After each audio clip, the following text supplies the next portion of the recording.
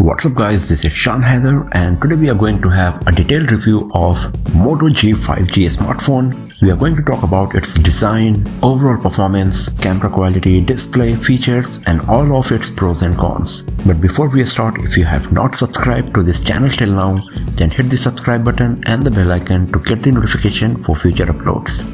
So first of all, if you are interested in watching the unboxing of Moto G 5G smartphone, then you can visit the link given in the description below or the one appearing at the top of the screen. Talking about the design, it's pretty average and the design of the back panel is also not much unique. The fingerprint sensor is embedded below the Motorola back logo and this is a nice placement. The design is quite minimalistic, but at the close angle, the lines and the texture on the back panel looks beautiful. The device is a bit heavy, a bit thick, but the curved edges provide a very nice grip and the device feels solid in hand. It comes with a very nice screen to body ratio. The body of Moto G 5G is made of plastic, but because of the nice glossy textured back panel, it doesn't look plasticky and gives the impression of a bit more premium device compared to what exactly it is in reality. It comes with IP52 certification, so the device is splash resistant, so if you spill a bit of water on it or if you use it outdoors while it's raining, then your device will be protected from the water. But if more amount of water gets in contact with the device, then your Moto G 5G will be damaged for sure. It comes with NFC, so you can use it for secure payment or sharing the contact pictures, videos, etc. wirelessly with other devices. But one big drawback of the design of Moto G 5G is the dedicated physical button provided for Google Assistant.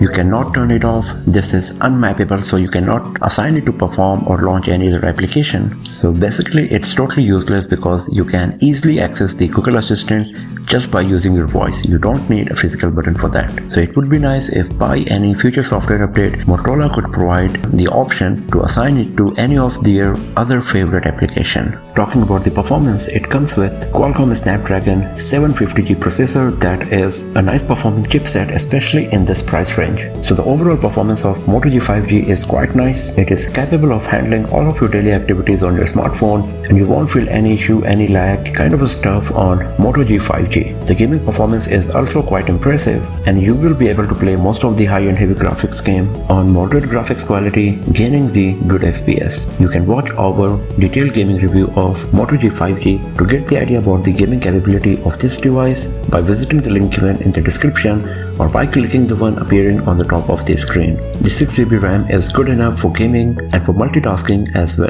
The performance of fingerprint sensor is very impressive. It is blazing fast and very accurate every single time, and you can even use it to quickly check the notification from the notification panel. It comes with a 6.7-inch Full HD Plus screen. We got 85% screen to body ratio and 394 ppi. So the display quality is quite nice on Moto G 5G and it is HDR10 compliant as well. The touch screen sensitivity is nice and overall it feels quite smooth. It comes with 5000 mAh battery and the battery performance is quite nice as it provides nearly 9 hours of screen on time on this device. But it comes with just 20-watt fast charging, so it takes pretty good amount of time in charging the battery from 0% to 100%, but once fully charged it can easily survive for nearly 1.5 days. Talking about the software side, it comes with Android 10 and Motorola's very own MyUX. It is very close to stock Android and comes with lots of Google application. And when I say lots of Google application, it means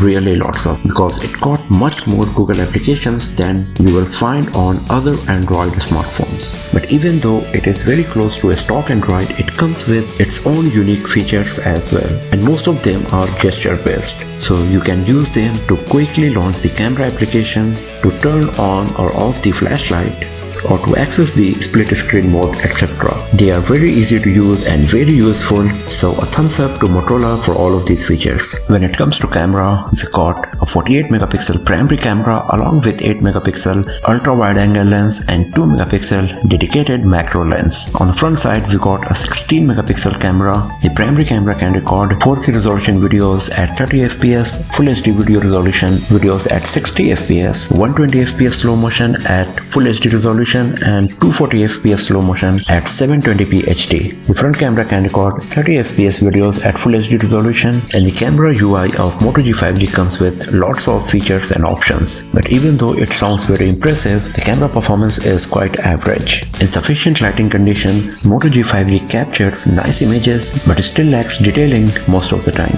The field of view of ultra wide angle lens is very impressive, but just like the primary camera, it also lacks detailing in the images captured. Comparatively, 2 megapixel macro lens is a bit better and captures good amount of detail in sufficient lighting conditions. If you switch to 48MP high resolution mode, then things get better, but it also over sharpens the images. The low light imaging capability of Moto G 5G is once again quite average, but with night mode turned on, it captures good quality images in low light situations. The performance of panorama mode is quite nice, the stitching is very nice, and also is the field of view. The front facing camera performance of Moto G 5G is comparatively better, it captures good amount of detail, and the HDR is moderately okay as well. But one major drawback here is that the front facing camera does not come with the bokeh effect, and if you use the beautification to higher level, then it makes your face cartoonish like anime characters. Overall, the camera performance of Moto G 5G is pretty average, and you can use it just for the casual photography purpose. Overall, Moto G 5G is a nice budget Android smartphone